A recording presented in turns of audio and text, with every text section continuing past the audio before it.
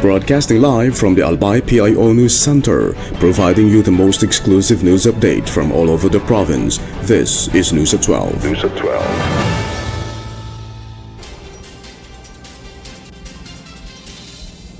In the local scene, the Albay Provincial Health Office is reminding pet owners to vaccinate and register their dogs and cats to prevent rabies.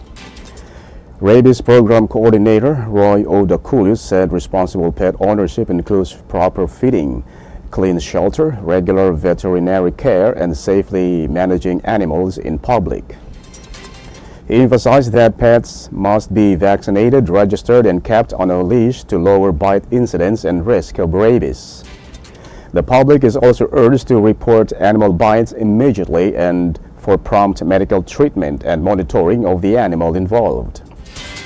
The Kulu warned that violations of the Animal Welfare Act and Anti-Rabies Act may lead to fines, penalties, and medical expenses for owners.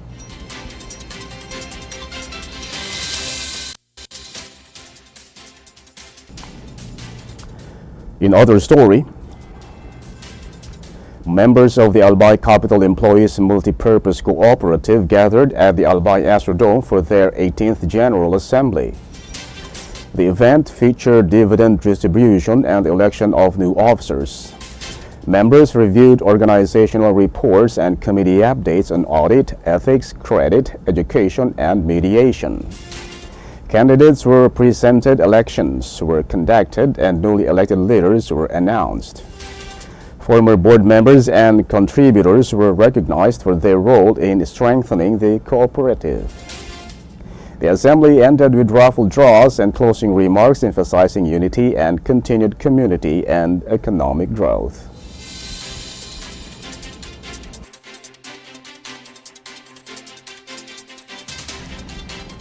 In other story,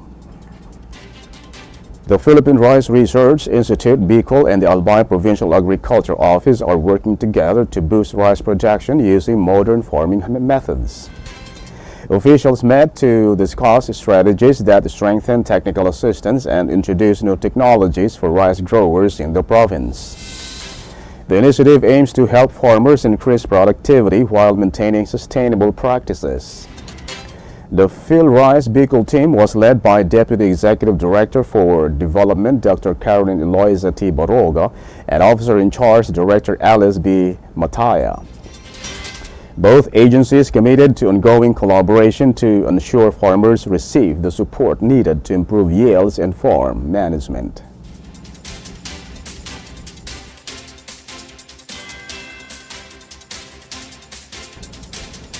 In the national scene, President Ferdinand Marcos Jr. declared a state of national energy emergency, citing unrest in the Middle East as an imminent threat to the country's energy supply and stability. The declaration was formalized through Executive Order Number 110, issued a day after the administration maintained that there was no oil crisis and attributed rising fuel prices to temporary market disruptions. According to the order, the Department of Energy determined that current conditions could lead to critically low energy services, prompting the need for immediate interventions. The measure allows the government to implement coordinated and responsive actions under existing laws to protect supply and mitigate economic risks.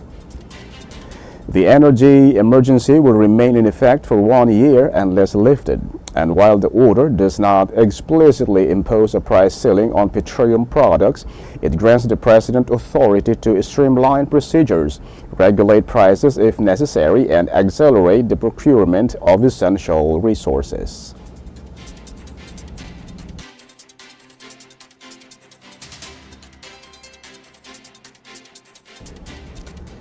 In other story,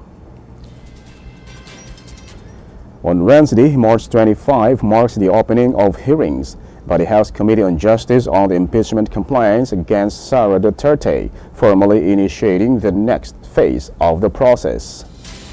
The panel moved forward after determining that the two complaints met the required standards of form, substance, and legal grounds, allowing the case to proceed. Batangas 2nd District Representative Jervo Luistro, the committee chairperson, said the stage is comparable to a preliminary investigation in criminal proceedings where evidence is assessed. During the hearings, both the complainant and the defense are expected to present documents, testimonies, and witnesses to support their respective positions.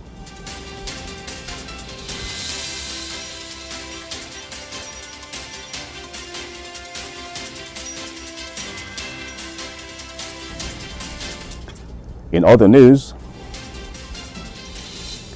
the effects of the Middle East conflict are being felt on the streets of Manila, where rising fuel prices are cutting deeply into the earnings of jeepney drivers. Joseph Uriñon, a 53-year-old driver and father of 5, said his daily diesel expenses have surged to about 2,000 pesos from roughly 900 pesos in the previous months, leaving him with minimal take-home income after long working hours. Despite working from early morning until evening, Uriñon said he now earns only around 200 to 300 pesos a day, barely enough to support his family. He warned that increasing fares is difficult as passengers are already limiting their spending, raising concerns that higher rates could further reduce ridership. Facing mounting financial strain, Uriñon is among many drivers urging the government to suspend fuel taxes to help ease the burden on both operators and commuters. Jeepneys are long considered vital mode of public transport in the Philippines that continues to serve millions, but drivers said rising fuel costs and limited subsidies are making it increasingly difficult to sustain their livelihood.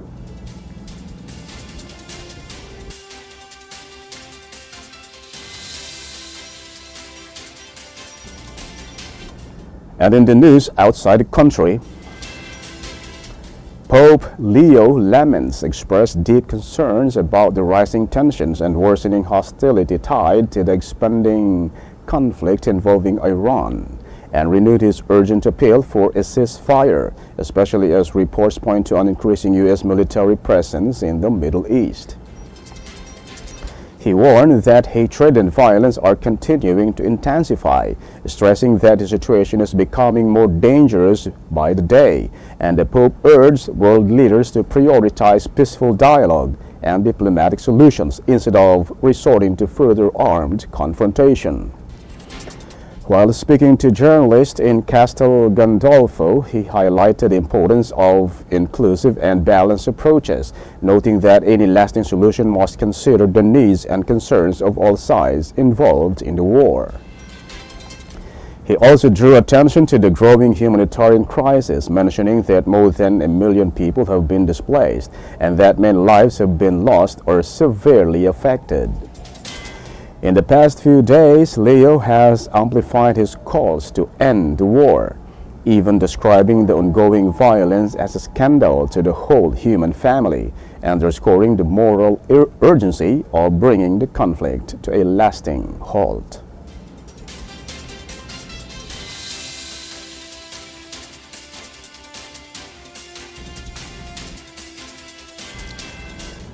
In other story,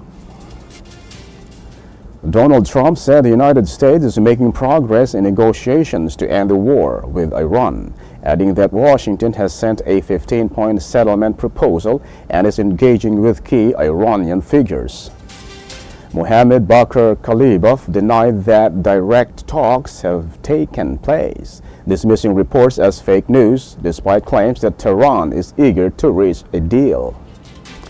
The New York Times reported that the United States sent Iran a 15-point proposal to end the Middle East war, while Israeli media said Washington is pushing for a 1-month ceasefire to allow negotiations. The plan reportedly includes dismantling Iran's nuclear program, ending support for proxy groups, and reopening the Strait of Hormuz. Benjamin Netanyahu's office did not comment, while Donald Trump said Iran made a concession on non-nuclear energy on the Strait of Hormuz, as Tehran is informed the United Nations Security Council and International Maritime Organization that non-hostile vessels may pass if coordinated. Iran has largely closed the Strait of Hormuz amid ongoing strikes by the United States and Israel, prompting a global energy shock as Donald Trump confirmed a concession from Tehran, while Washington plans to deploy more troops, including the 82nd Airborne Division, and the Shehbaz Sharif offered to host talks to ease the conflict.